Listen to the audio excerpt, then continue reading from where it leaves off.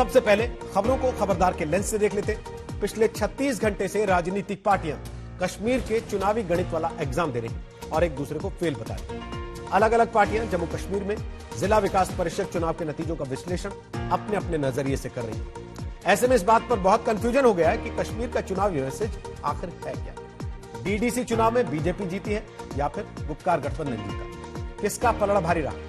बहुत से लोग इस चुनाव को कश्मीर में धारा 370 हटाए जाने के फैसले पर एक तरह का जनमत संग्रह भी मान रहे हैं। तो ऐसे में फाइनल संदेश क्या है, आंकड़ों का संकेत क्या है, ये सब हम आपको आज विस्तार से बताएंगे। इसके बाद आपको बॉर्डर वाले मास्टर ब्लास्टर से मिलवाएंगे। ये भारत के सीमावर्ती इलाकों के लिए एक अच्छी खबर है। आज तक आपको दुनिया में सबसे ज्यादा दूरी तक मार करने वाली स्वदेशी तोप की एक्सक्लूसिव तस्वीरें आज दिखाने वाला है। इस मेड इन इंडिया आत्मनिर्भर तोप के एक्शन सीन देखकर आपको जोश आएगा। इस विश्लेषण के लिए हमारी टीम ओडिशा के बालासोर में चांदीपुर फायरिंग रेंज गई और वहां से आपके लिए एक रिपोर्ट तैयार की। 9:30 बजे ये तोप हम आपको दिखाएंगे। और कोरोना वैक्सीन से जुड़ी काम की खबर आज आपके लिए यह है कि भारत अगले हफ्ते तक ऑक्सफोर्ड और एस्ट्राजेनेका की वैक्सीन कोविशील्ड के इमरजेंसी इस्तेमाल की मंजूरी दे सकता है और सूत्रों के मुताबिक इसके लिए अथॉरिटीज को अतिरिक्त डेटा उपलब्ध करवा दिया गया। अगर ऐसा होता है तो भारत पहला ऐसा देश होगा जो इस ब्रिटिश वैक्सीन को मंजूरी देगा, जबकि ब्रिटेन खुद अभी इस वैक्सीन के डेटा की जांच कर रहा है। इस बीच सीरम इंस्टीट्यूट ने कोविशील्ड की 5 करोड़ डोज जमा कर ली है और जुलाई 2021 तक 40 करोड़ डोज बनाने का प्लान है। भारत बायोटेक ने आज स्वदेशी कोवैक्सीन के फेज 2 क्लिनिकल ट्रायल्स के नतीजे घोषित किए हैं। इसके अनुसार यह वैक्सीन 6 से 12 महीने तक कोरोना से सुरक्षित रखने में सक्षम है। इस समय कोवैक्सीन के फेज 3 के ट्रायल चल रहे हैं। अथॉरिटीज फाइजर और भारत बायोटेक के वैक्सीन की इमरजेंसी अप्रूवल की अर्जी पर भी विचार कर रहे हैं। तो जम्मू कश्मीर के सियासी टेस्ट में आखिर कौन पास हुआ और कौन फेल, इसको लेकर सबके अपने अपने दावे। इन दावों के बारे में आज हम आपको विस्तार से बताएंगे, लेकिन सबसे पहले आपको डीडीसी चुनाव नतीजों का फाइनल आंकड़ा बता देते हैं। 6 पार्टियों के गुपकार गठबंधन को 112 सीटें मिली है, बीजेपी को 75 सीटें मिली हैं, कांग्रेस 26 सीटें जीत पाई है, निर्दलियों को 50 सीटों पर जीत हासिल हुई है और अन्यों के खाते में 15 सीटें गई। इनमें एक नए दल अपनी पार्टी की 12 सीटें। डीडीसी में जम्मू और कश्मीर डिवीजन को मिलाकर 20 जिलों की कुल 280 सीटें। इनमें 2 सीटों पर काउंटिंग नहीं हो सकी है। एक सीट कश्मीर घाटी में बांदीपुरा की है और दूसरी सीट कुपवाड़ा की है। यहां यह शिकायत आई है कि इन सीटों पर एक उम्मीदवार पाकिस्तान से, इसलिए अभी इन दोनों सीटों के बैलेट बॉक्स खोले नहीं गए और मामले की जांच की जा रही है। लेकिन कुल मिलाकर बाकी की चुनावी स्थिति साफ हो चुकी है। गुपकार गठबंधन बीजेपी से ज्यादा काउंसिल पर कब्जा करने की स्थिति में है। कई जगहों पर निर्दलियों की भूमिका बड़ी अहम है, जिसे बीजेपी अपने पक्ष में बता रही है। इसलिए अब अगली सियासी लड़ाई इन निर्दलियों को लेकर होगी। लेकिन इससे पहले जो टकराव चल रहा है वो डीडीसी चुनाव के जनादेश को लेकर है कि असल में इस जनादेश का संदेश क्या है।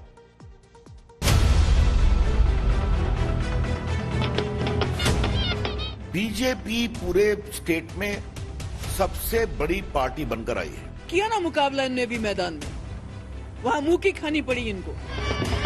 भारतीय जनता पार्टी को इन चुनावों में 75 सीटें मिली, जो सबसे ज्यादा है। अगर 3 सीट उनकी बहुत बड़ी कामयाबी है तो हमारे जो 60-70 सीट हैं तो सुनामी है कामयाबी की। चुनाव में भारतीय जनता पार्टी अपनी ताकत को फिर एक बार दर्शाया। नेशनल कॉन्फ्रेंस कामयाब हुई और यहाँ के लोग कामयाब हुए। डीडीसी चुनाव बीजेपी जीती या गुपकार, किसके पक्ष में जम्मू कश्मीर का जनादेश। जम्मू कश्मीर के चुनावी मैसेज पर कंफ्यूजन। डीडीसी चुनाव के नतीजों से बड़ी बहस छिड़ गई है। जम्मू कश्मीर के जनादेश को सब अपने पक्ष में बता रहे हैं। गुपकार गठबंधन और बीजेपी दोनों अपनी अपनी जीत के दावे कर रहे हैं। इसी से कंफ्यूजन है कि जम्मू कश्मीर का चुनावी मैसेज आखिर क्या है। क्योंकि बीजेपी डीडीसी चुनाव में सबसे बड़ी पार्टी बनी है, तो गुपकार गठबंधन ने सबसे ज्यादा सीटें जीती हैं। जम्मू में बीजेपी का ही दबदबा रहा तो कश्मीर घाटी में गुपकार गठबंधन का डंका बजा। बीजेपी को सबसे ज्यादा वोट मिले तो गुपकार गठबंधन ने सबसे ज्यादा काउंसिल्स पर कब्जा किया। बीजेपी ने 3 सीटें जीतकर कश्मीर घाटी में पहली बार जगह बनाई तो गुपकार गठबंधन का कहना है कि उसने जम्मू में बीजेपी की सियासी जमीन हिला दी।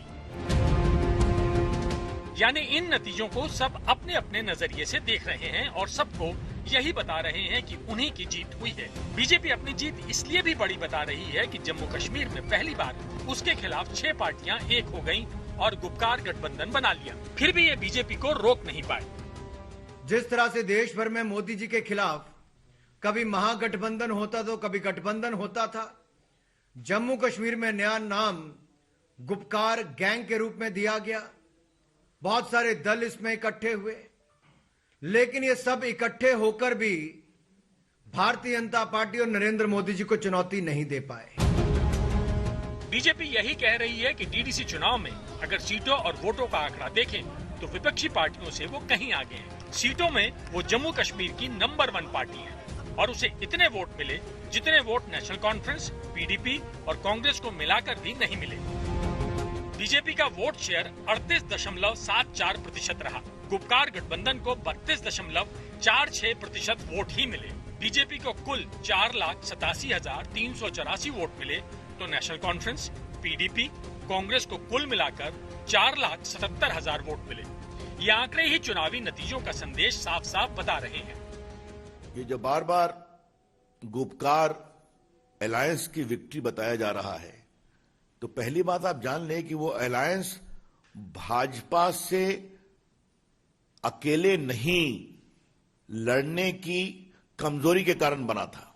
इसके बावजूद अगर आप दूसरा आपको मैं आंकड़ा बताऊं, बीजेपी को इतने वोट मिले हैं जो एनसीपी, पीडीपी के वोट से भी ज्यादा। बीजेपी का दावा ये भी है कि गुपकार गठबंधन को निर्दलियों ने भी आईना दिखाया है। इन निर्दलीय उम्मीदवारों ने गुपकार गठबंधन को न सिर्फ कड़ी टक्कर दी, बल्कि इन्होंने पीडीपी और कांग्रेस जैसी पुरानी पार्टियों से भी ज्यादा सीटें जीती। इन्हें खूब वोट भी मिले। निर्दलियों को 50 सीटें मिली तो कांग्रेस को 26 और पीडीपी को सिर्फ 27 सीटें मिली। निर्दलियों और बीजेपी का वोट शेयर मिलाकर 52% से ज्यादा है।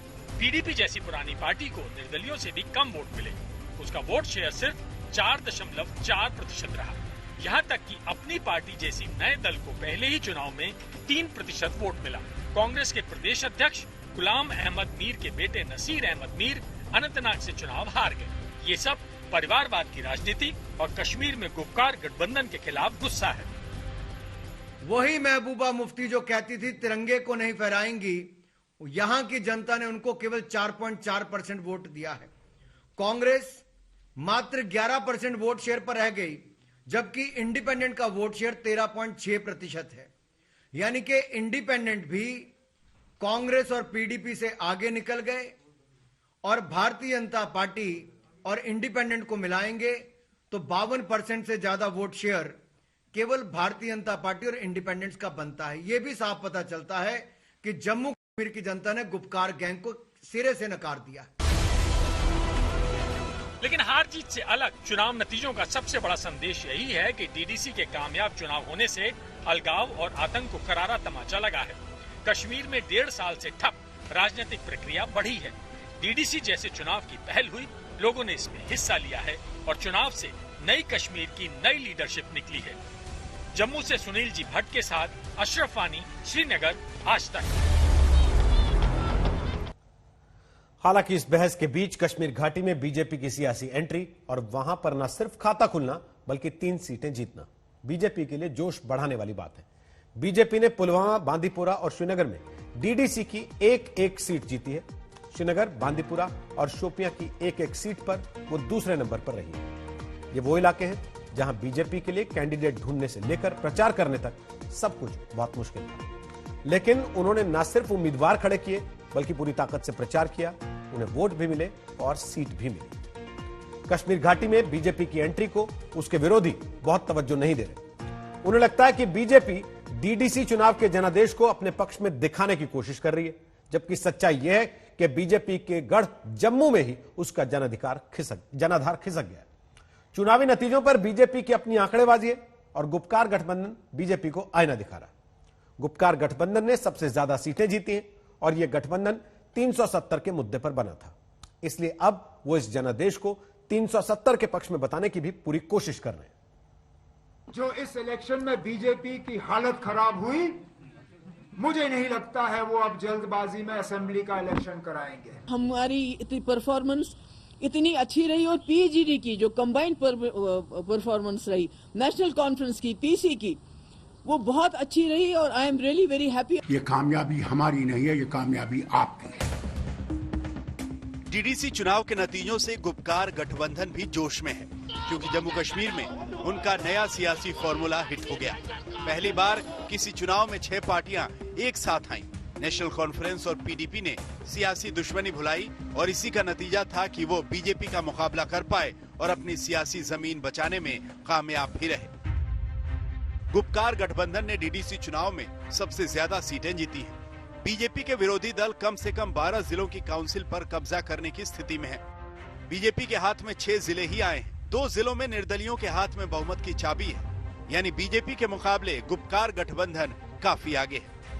गुपकार गठबंधन बीजेपी के उन दावों को खारिज कर रहा है जिसमें बीजेपी सबसे बड़ी पार्टी और सबसे ज्यादा वोट के आधार पर जनादेश को अपने पक्ष में और गुपकार गठबंधन के खिलाफ बता रहा है।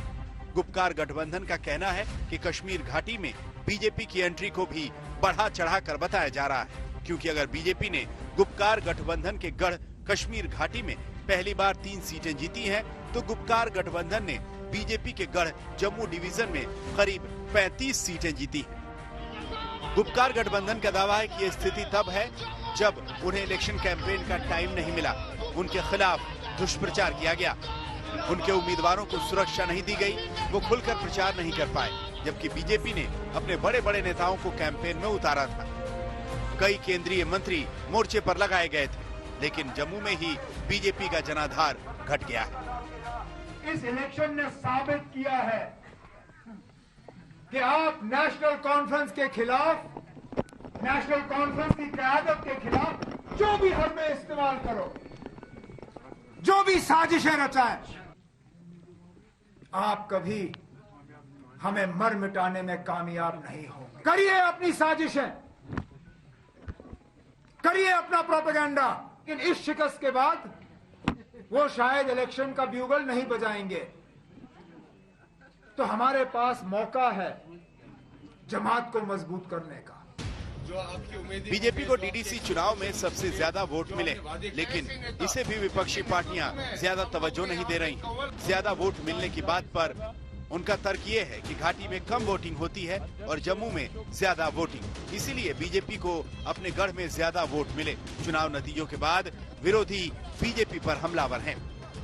आपको मालूम है कि वो सीटें उन्होंने कैसे जीती, किस तरह से मशीनरी और किस तरह से मैनिपुलेशन किया गया।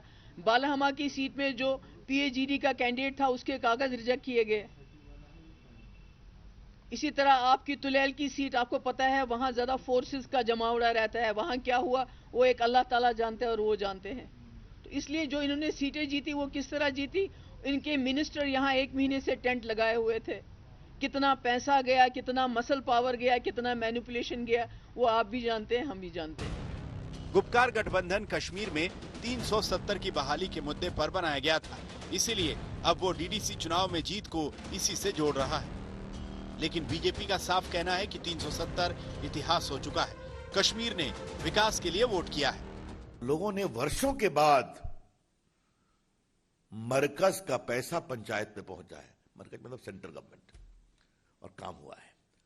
तब इसके कारण लोगों की लोकतंत्र में आस्था पनपी है कि डेमोक्रेसी से डेवलपमेंट हो सकता है। जमहूरियत उनके घर पर विकास का दस्तक दे सकती है। 52 इंडिपेंडेंट जीते हैं।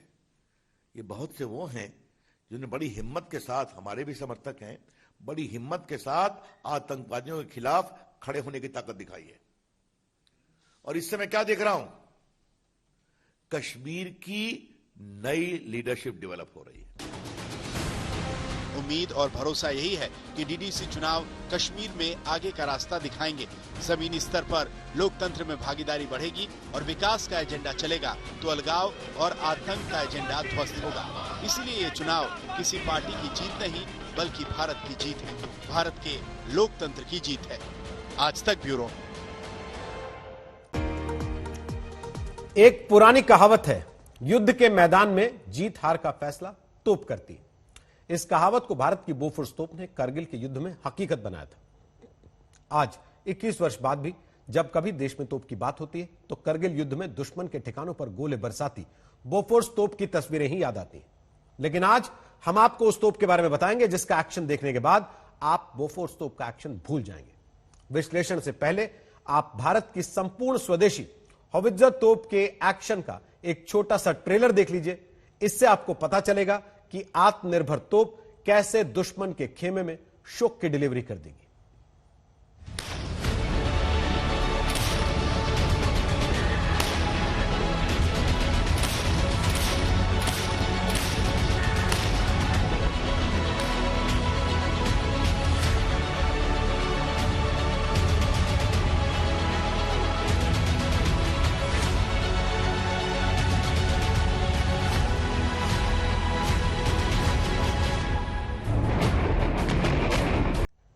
गोले बरसाती जिस तोप का लाइव एक्शन आपने अभी देखा, वो तोप अपनी क्लास में दुनिया की सबसे ताकतवर तोप है। 1980 के दशक में खरीदी गई बोफोर्स तोप के बाद यह पहली तोप है जो भारतीय सेना को मिलने वाली। और गर्व करने की बात यह है कि ये तोपें पूरी तरह से मेड इन इंडिया हैं, यानी इनके डिजाइन से लेकर निर्माण तक सब कुछ स्वदेशी है। लेकिन इस तोप की ताकत के सामने कोई विदेशी तोप नहीं ठहरती। इसका परीक्षण जब ओडिशा के बालासोर के चांदीपुर फायरिंग रेंज में हुआ तो वहां की जमीन तो कांपी ही, चीन और पाकिस्तान के दिल भी कांप उठे होंगे। इस स्वदेशी हॉवित्जर 155 तोप का नामकरण तो अभी नहीं हुआ है, लेकिन अभी के लिए आप इसे मास्टर ब्लास्टर कह सकते हैं। हम ऐसा क्यों कह रहे हैं, ये आप हमारी इस एक्सक्लूसिव रिपोर्ट को देखकर समझ जाएंगे।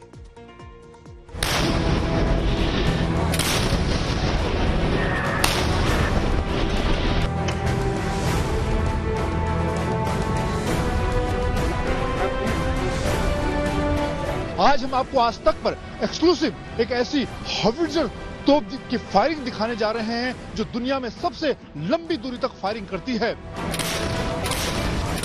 ये गन सबसे शक्तिशाली गन रहेगी। इस क्लास में 155 क्लास में सबसे शक्तिशाली गन रहेगी क्योंकि इसकी रेंज और एक्यूरेसी बहुत अच्छी है। 48 किलोमीटर की मारक क्षमता के साथ इस हॉवित्जर तोप में जब 55 किलोग्राम का गोला दुश्मन पर वार करता है तो सिर्फ तबाही नजर आती है। और दुनिया में पहली बार ऐसा हुआ है कि इस गन ने 48 किलोमीटर की रेंज दी है। एक साथ दो हॉवित्जर तोप की लाइव फायरिंग आपको यहां पर दिखा रहे हैं।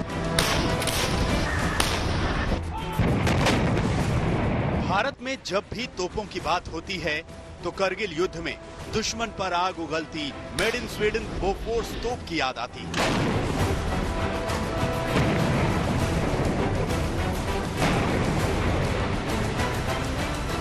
लेकिन अब भारतीय सेना के तोप खाने में शामिल होने के लिए तैयार हो चुकी है मेड इन इंडिया हॉवित्जर, जो बोफोर्स को छोड़िए दुनिया भर की तोपों के मुकाबले असली मास्टर ब्लास्टर है।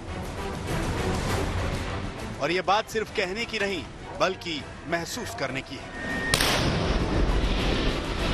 आपको डीआरडीओ की नई अटैक हॉवित्जर तोप की लाइव फायरिंग दिखा रहे हैं। काउंटडाउन शुरू। इस तरह से सीधा 55 किलोग्राम का जो गोला है वो करीब 48 से 50 किलोमीटर दूर चांदीपुर के समंदर में जाकर टारगेट को निशाना बनाता है। और इस तरह से अब खासतौर से भारत चीन का जो तनाव इस वक्त चल रहा है, भारतीय सेना अपनी तैयारियों को चाक चौबंद कर रही है और इसीलिए भारतीय सेना को बोफोर्स से एडवांस एक नई आर्टिलरी गन की दरकार है। और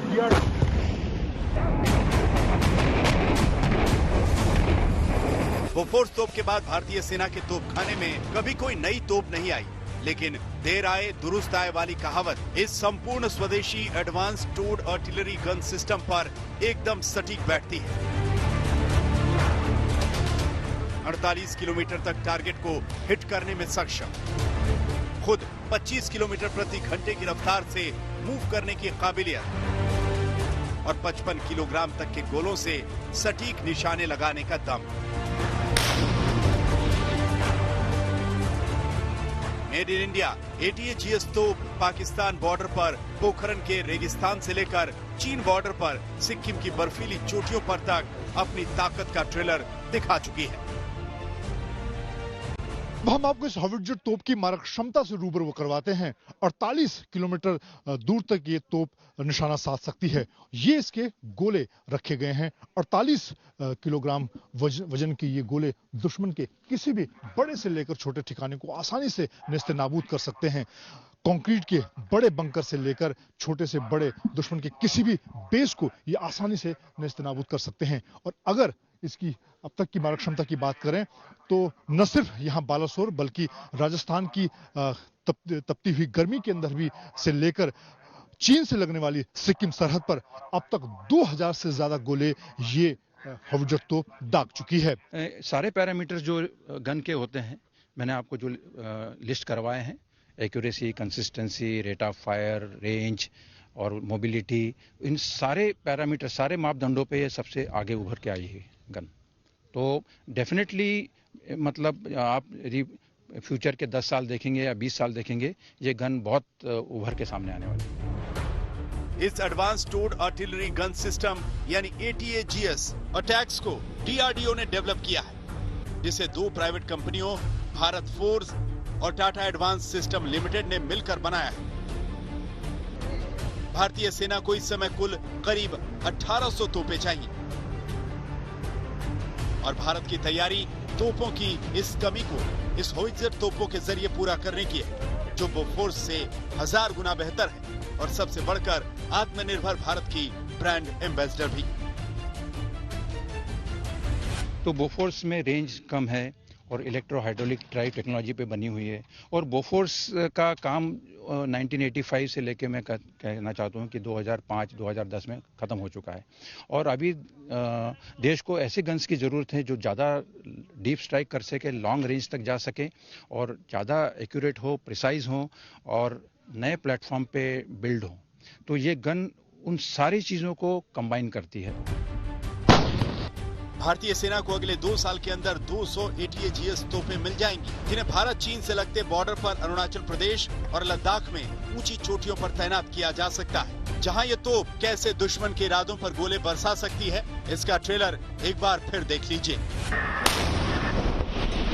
आने वाले दिनों में भारतीय सेना को ऐसी 1600 से ज्यादा तोपों की जरूरत पड़ेगी, खासतौर से चीन और पाकिस्तान के खिलाफ ऊंचाई वाले इलाकों में। और इस वक्त जिस तरह से चीनी सेना के साथ भारतीय सेना का तनाव लगातार आगे बढ़ रहा है, उसे देखते हुए भारतीय सेना को इस तोप की सख्त दरकार है।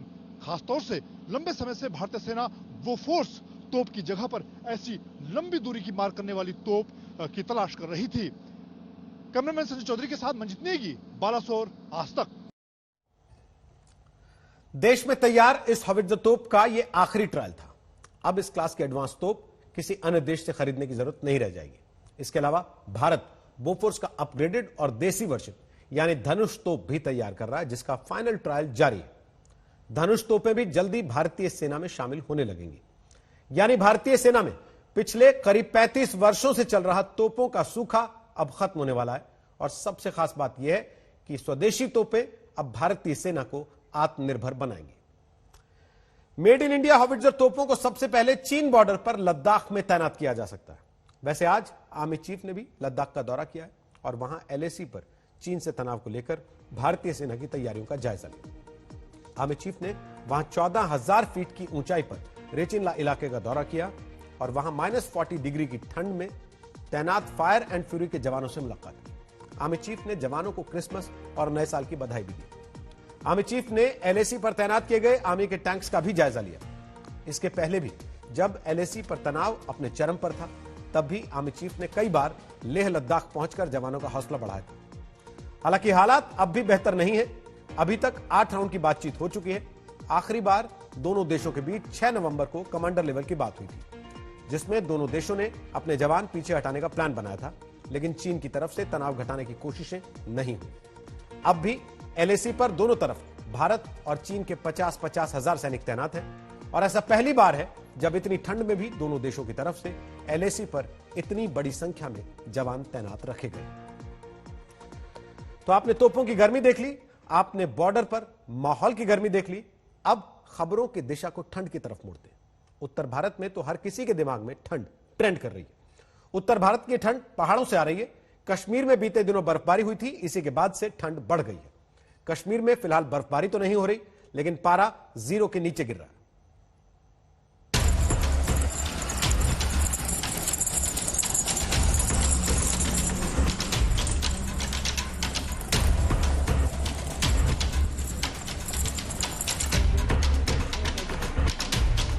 जोजिला टॉप पर तकरीबन एक हफ्ते तक श्रीनगर लेह राजमार्ग बंद रहने के बाद आखिरकार मंगलवार को वहां सेना की गाड़ियों से लेकर आम ट्रैफिक की आवाजाही शुरू हो गई।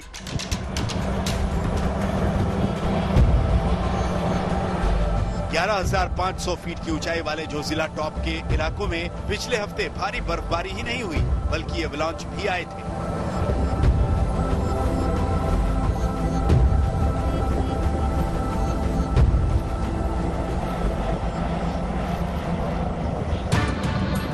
बीआरओ ने रास्ता साफ किया तो जोजिला के रास्ते लद्दाख बाकी दुनिया से जुड़ पाया और एलएसी के फॉरवर्ड इलाकों पर रसद पहुंचाई गई। वैसे श्रीनगर लेह राजमार्ग जरूर खुल गया, लेकिन ठंड के सितम में कोई कमी नहीं है। कश्मीर के ज्यादातर हिस्सों में बुधवार को न्यूनतम तापमान और ज्यादा गिरा है।